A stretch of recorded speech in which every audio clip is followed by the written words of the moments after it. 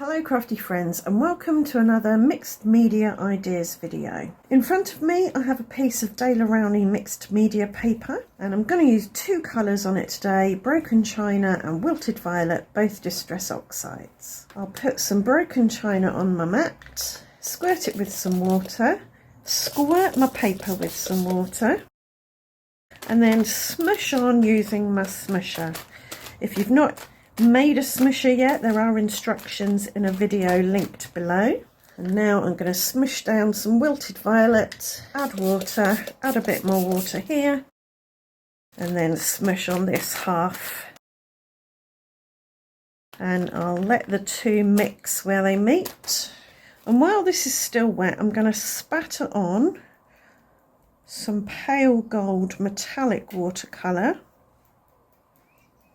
And this should disperse a bit in the wet ink. I can even put my paintbrush on and get the ink and the paint to mix and mingle a bit. You can let this dry naturally or you can use heat. I'm going to use my hairdryer, and I've got a bit of paper towel here to pick up any really deep puddles that look like they're going to take a long time. Now that's dry, I'll do the smushing process again to create a second layer over the first.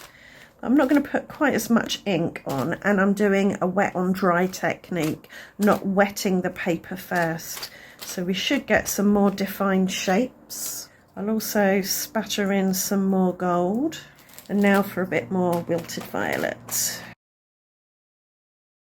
I'll just pick up some of the purple off my mat and spatter it on as well. I think I'll add a little bit of spattery gold blue on the purple side. Just want to mop up a couple of little bits here and there. Tissue's great because it can be used to add texture as well as just mopping up things. And now I'll dry that thoroughly. So I've actually done a couple of these because I want to try a couple of things. Wasn't sure one of these sheets would give me enough. So the first thing I want to try is putting some white pigment ink. This is Hero Arts Unicorn White Pigment ink on my brayer. Get it coated pretty well. And then roll it over an embossing folder, trying to get the background covered in ink. So not the swirly whirly pattern, the bits in between. Doesn't have to be perfectly covered, but I'd like to get it as covered as possible. And now I'm going to run this through my die cutting machine, and hopefully that white ink will transfer onto my paper. And I think some of it has. The background does look a little bit whiter. I'm going to give that a second go, build up some whiteness, just so there's a bit of contrast between the background and the foreground. Yeah, that's locked into place. Yeah, I think it is going lighter. Let's go for a third round.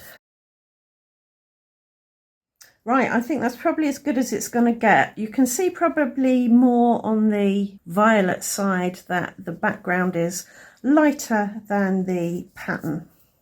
Yep, that's fine. I'm going to leave that as it is. So for this second one, I'm going to try heat embossing the background. So I'm dusting this with talcum powder to remove moisture, static, oily fingerprints. And I'm going to do the same to my embossing folder. And I've got my nice clean embossing ink pad here. I'll pick up the ink with my brayer and brayer it onto the background. This is actually a 3D embossing folder, so I'm not entirely sure which bits other than the background are going to get some ink. But it doesn't matter really. Right, let's pop that in there. So that's embossed nicely, and I've got some Wow White Pearl Superfine Embossing Powder. This is a translucent powder, so it'll show up, but it won't be completely opaque. Okay, there's some on there. We'll see how it looks. I'll heat that with my heat tool. So there's definitely some shimmer and shine in the background there around the raised pattern. I've mounted these on a piece of smooth white cardstock and then on some smooth white card blanks. So we've got here a portrait one and a square one. Now we need sentiments and embellishments. To embellish my cards, I want to add some vellum, but I want to give the vellum a bit of shimmer and shine. So I'm going to spatter on that same pale gold metallic watercolour. And I'll give that a dry, and I've cut a frame using this die, and this is smooth white card. I'll put some high-tack white glue on the back of the frame. You could add double-sided adhesive to the back of your cardstock before you die cut. And I'll add it to the vellum, push it right into the corner, and then I only need to cut along two sides to cut that out. And I'm going to add some more of this glue behind the frame so it's not visible through the vellum. And I'll place that in the middle of the card. Make sure it's on straight. So that just creates a little bit of difference. We can still see the colour and some of the pattern, but it's muted, and we've still got all this lovely pattern and colour around the frame. For my sentiment, I've chosen a happy ever after. So this is going to be an engagement or a wedding card or an anniversary card.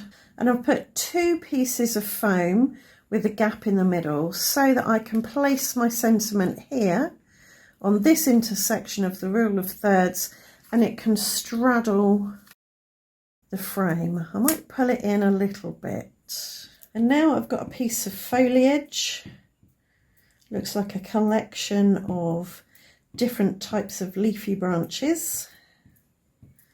I'm going to put lots of dots of glue on the back, and I want it here over to the right. And I'll just press it down in a few places to make sure it's stuck. I've used this die set to cut 2 sets of flowers because I want to put 2 flowers on my card. But before I do, I want to give these a spatter with some fairly large blobs of this metallic watercolour. I might even sort of splodge them around a bit. You could do this before you cut your shapes. And now I'll dry them one at a time. Okay, and now I'll glue them together. These frilly petally bits are going to go on the bottom, and the smooth petally bits are going to go on the top. It's just getting them in the right orientation. I think that will do. Now I'm just going to use my embossing tool and a bit of craft foam to press down at the edge of the petals underneath so that they curl back on themselves a bit, and then I'll push down in the middle to make the whole thing curl upwards a bit. And now we've got 2 flowers that we can stick on. Just trying to figure out the best arrangement. The die set also cuts out some little flower centres, so I'll dip those in some high-tack white glue and put them on top.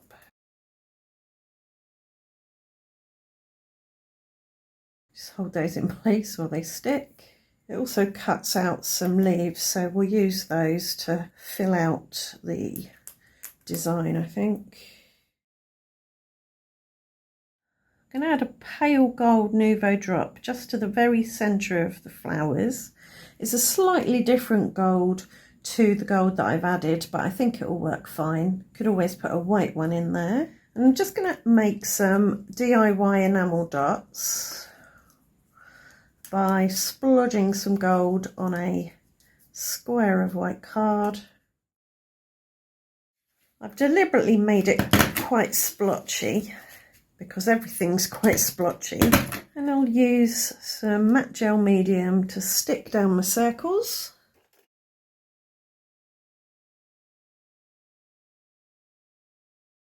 Okay, I think that card is done. I did think about putting crystal glaze on my little circles to give them a bit of a dome, but I'm not sure. I may still do it yet, but I'm going to leave it like that for now.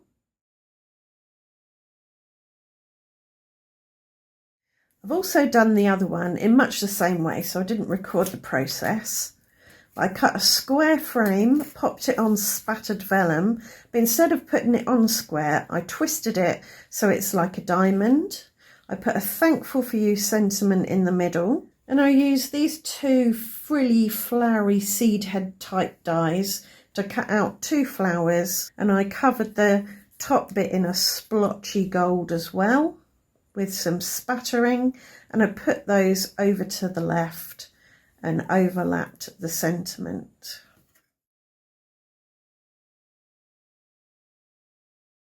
I hope you've enjoyed today's video. I hope you've enjoyed the cards. I hope you've picked up some ideas. If you have, let me know in the comments. And if you want to see more from me, do subscribe and ring the notification bell. Thanks for watching. Bye for now.